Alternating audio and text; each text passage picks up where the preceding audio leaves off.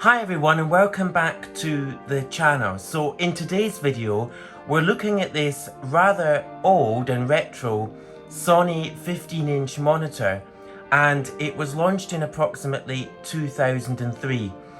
What's great about this monitor is it's VGA only. I think it looks extremely stylish and it is 15 inches and 4x3.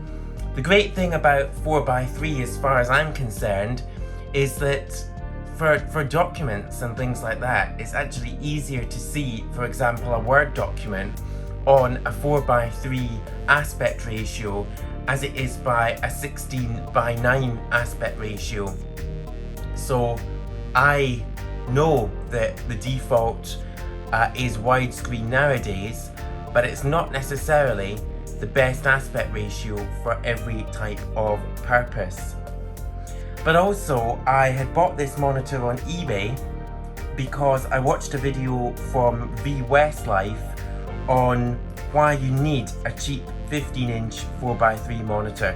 The main reason was that you can immediately go straight to the VGA input rather than having to look for DVI and HDMI inputs. And that means if you've got a BIOS screen that you need to diagnose or pop into and find out which command you need to press on the keyboard to get into the BIOS, you can see it straight away rather than there being the potential for you to miss it while the monitor faffs around with such things as trying to find whether it's a DVI input, an HDMI input, and by that time the operating system has started and you've missed out the vital information from the BIOS.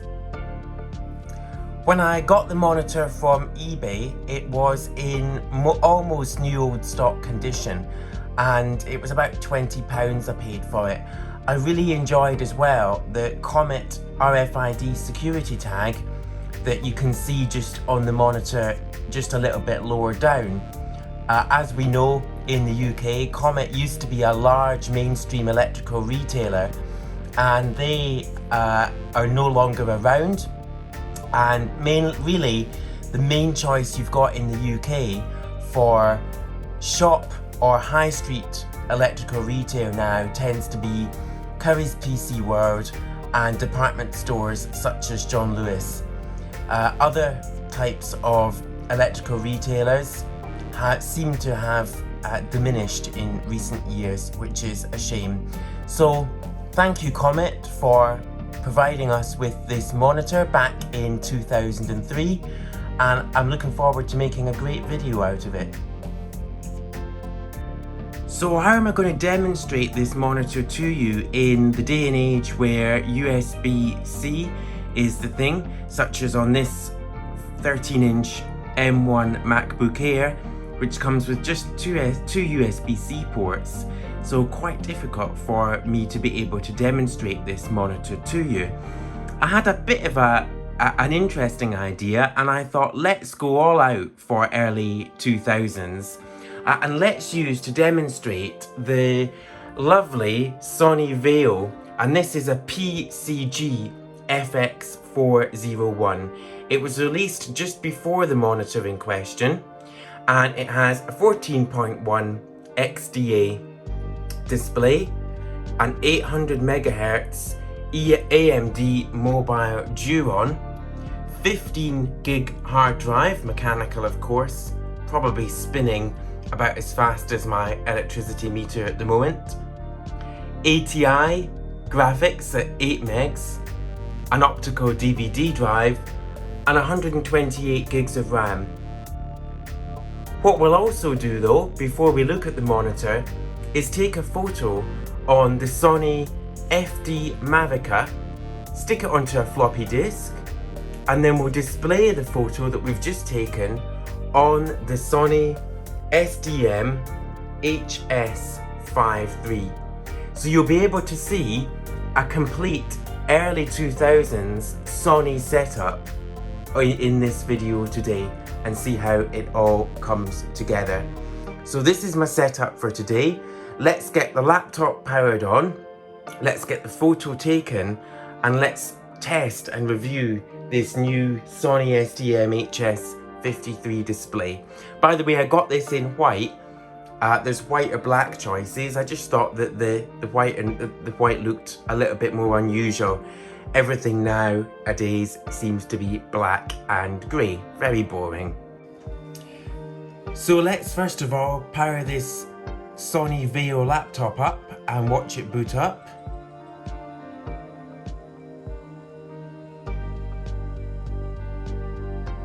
And this will be into Windows XP.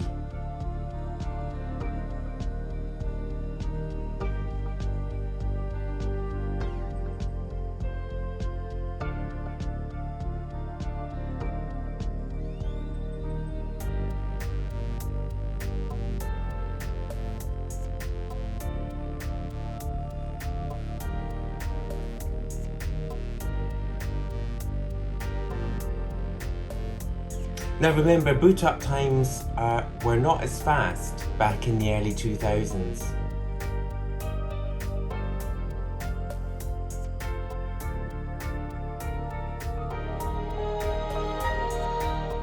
And there's the Windows XP startup sound, and we've hit the desktop. My computer might be at risk because there's no antivirus on this machine, and Windows XP is well and truly out of support by now. I'm pleased we've got to the desktop. So now let's just take a look at the monitor itself. We'll connect the two together and we'll get this photo taken. So I think the monitor itself looks really stylish. It's got a silver bezel and there's white plastic to the rear, and that actually hides and disguises the cables that come out of the machine. Very basic input output for this. We've got our IEC lead and one 15-pin VGA connector.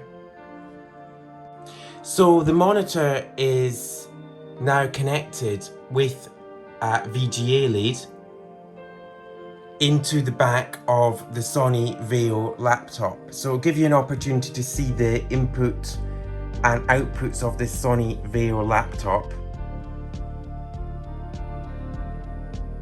We have their serial parallel printer and the VGA connection, which is just behind a little trap door. Obviously on the immediate left we have the 56K modem, and then two USB 1 ports on each side of the system. So now it's connected, we are going to configure the dual display setup. Right, so this is the first time that I've done this. I'm at the Windows XP desktop. I'm going to go into my properties. Let's bring this over here a second. The left mouse button on this machine is extremely stiff. We're then going to select the second monitor and we'll extend my Windows desktop onto this display. So what should happen now is that I have a second display, and I do. So I'm just going to ramp it up. Remember, we've got a glorious 1024 by 768 resolution on this display. So I'm going to ramp it up to these maximum settings and click OK. And sure enough, I have my mouse cursor moving around on my Sony VAIO laptop.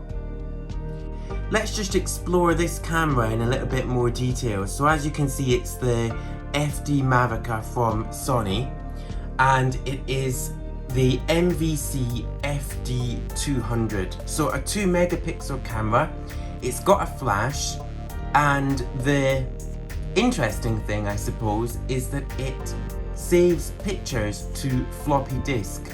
So really, in the early 2000s, it was the quickest way to be able to quickly transfer a photo that you'd taken on a digital camera to something like a laptop, where you could edit and even publish to the internet if you had, let's say, a blog on the go. So you would just take the camera outside, the floppy disk out of the camera, and you'd insert it here into the floppy disk drive of your laptop, open Windows Explorer, and then you'd be in a position immediately to see your digital picture and do as you pleased with it. Remember, not all computers had USB ports at that time, especially if you had an older computer, it would not have any USB ports.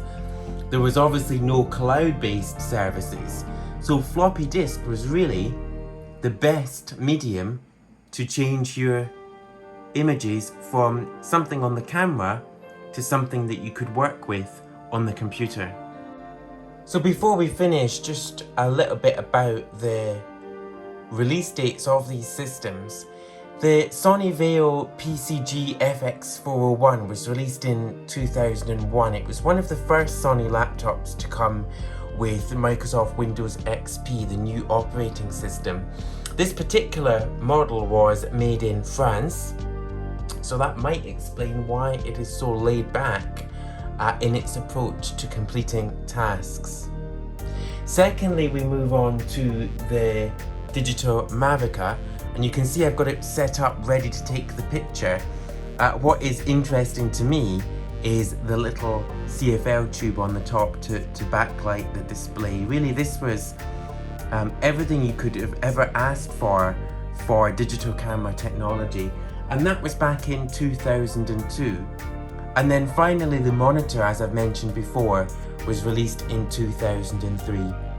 So in 2003, which remember now is 18 years ago, really, this would have been your ultimate Sony setup for picture editing.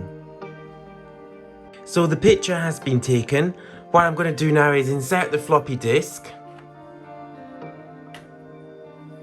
into the floppy disk drive, go to my computer, let the system read that disk,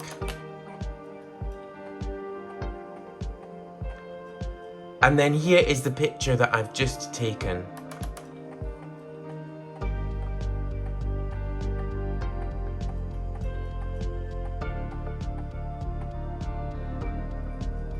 Of our Sony VAIO laptop. I'm going to display this on our second monitor, and let's maximize it, and let's do a slideshow of it, which I think is this little button here.